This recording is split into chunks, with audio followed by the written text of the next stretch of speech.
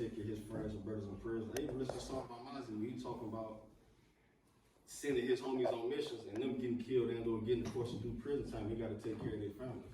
You know what I'm saying? It's right here on my YouTube. You can look at it. You know what I'm saying? I met Zap Solar in prison a while ago. I listen to Zap music sometimes because Zap talking about the struggle and overcoming difficulty in Benton Harbor, and Zap, the independent artist, got his own record label. You know what I'm saying? Like, I don't listen to the same kind of music. I stopped listening to Lil Durk and King Von. I stopped listening to Boosie. And my son don't listen to no rap music because my son wise enough to know it's poisonous. Like, anytime you make a consistent habit, y'all are here thirsty and hungry and something, I hear a whole lot of lip smacking. Only people should be smacking their lips are girls. And I feel like that's disrespectful when somebody gives y'all something beneficial that y'all should be digesting. But anytime you make a consistent habit of stacking negative on top of negative, whether it be verbally, physically, or mentally, it becomes easier for y'all to do negative, be negative, or fall victim to the temptation of doing negativity. That's what I'm saying.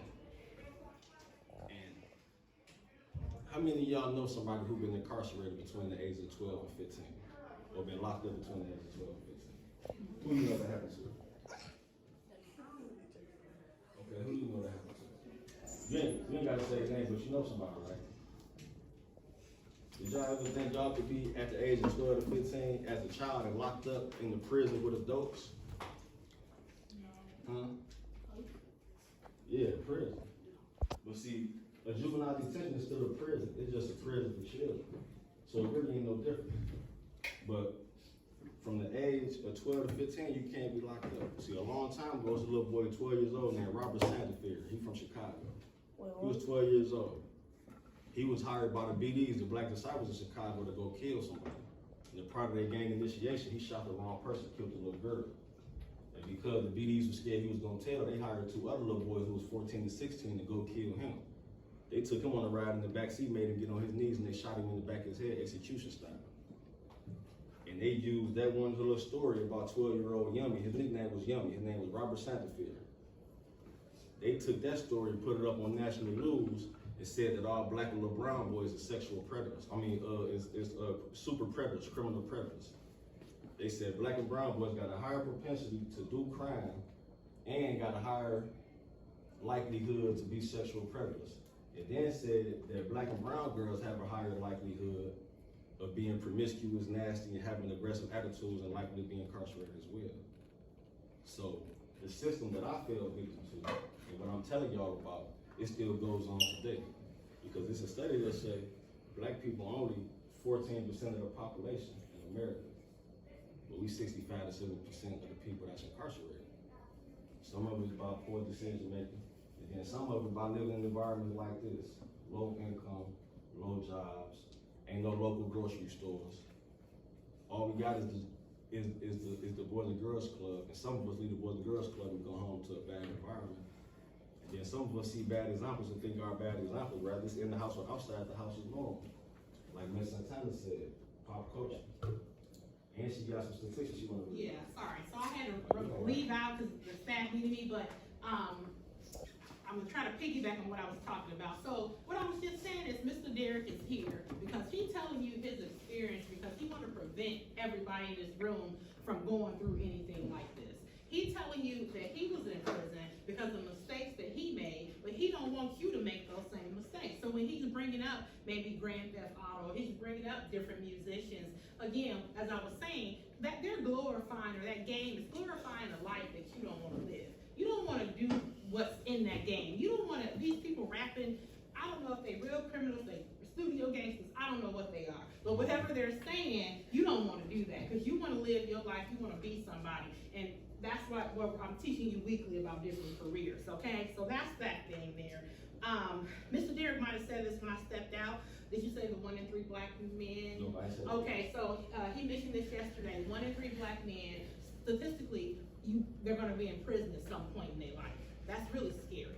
I think yesterday you had people raise their hand or stand up, but that is extremely scary. So if you got 3 black men, I'm telling you that 1 in 3 at some point in their life will go to prison. That means that there is a cycle that we need to break.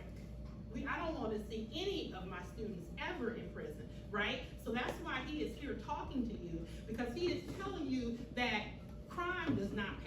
of the things I brought up yesterday is I read a book called Freakonomics, and it talks about someone who sold drugs, it talks about someone who works at McDonald's, and it talks about a person selling drugs. They're in a corner 12 and 13 hours a day, right? And they make money, and most of the time they only get shoes and white t-shirts in the big city. They don't have no house, they don't have no fancy car. These are the corner boys, okay?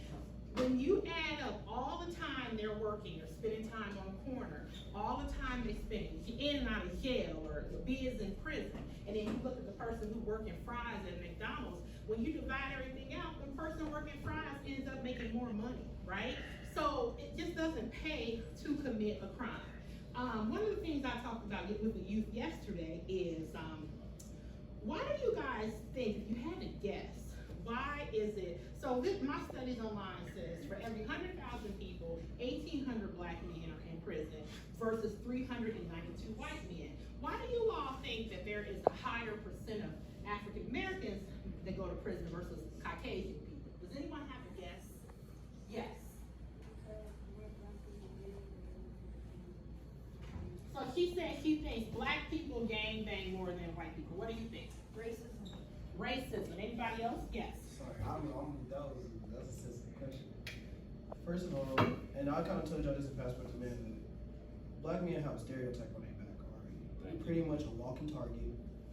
I'm gonna be honest with you, and this is not, I don't like to feed into racism, but there's sometimes they sit stuff in your community. If you go in Benton Harbor, you drive down Main Street, I want you to count how many liquor stores you pass.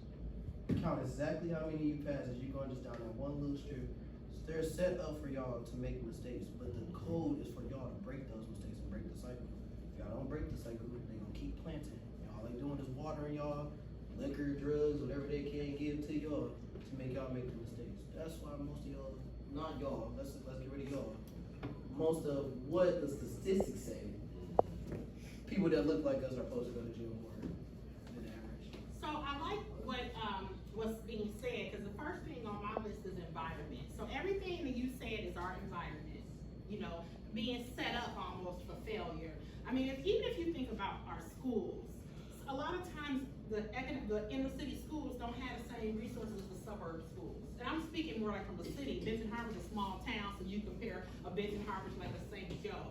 The resources, the money is just not there. And a lot of that's tied to property taxes, okay? So if you go to a different town and they have more expensive taxes, the schools do get more money. So it's tied to a lot of different things, but the bottom line is, if you're in a school and everything's raggedy, you can't use the bathroom. I mean, you got a million problems sometimes in our schools. Some kids don't even want to go.